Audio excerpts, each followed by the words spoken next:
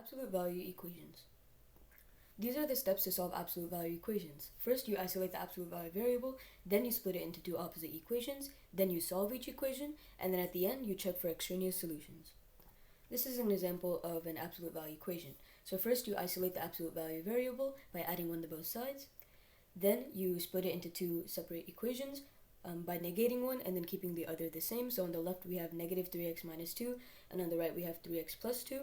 On the left, you solve by adding 2 to both sides, subtracting 4x from both sides, and you get negative 7x equals 7. And on the right, you subtract 2 from both sides, subtract 4x from both sides, and you get negative x equals 3. On the left, when you solve, you get x equals negative 1, and on the right, you get x equals negative 3. So now that we have our solutions, we can check for extraneous solutions. So first, let's try x equals negative 3. So we have our original equation, then we plug in negative 3 for x, and then when we solve it, we get absolute value of negative 7 minus 1 equals negative 8. Then when you simplify further, you get 7 is equal to negative 7, which we know it's not true. So x equals negative 3 is an extraneous solution. It's not possible. So then we go to x equals negative 1. We have our original equation. We plug in negative 1 for x. When we solve it, we get absolute value negative 1 minus 1 equals 0. And then when you simplify, you get 1 equals 1, which is correct. So then we know that x equals negative 1 is our final solution.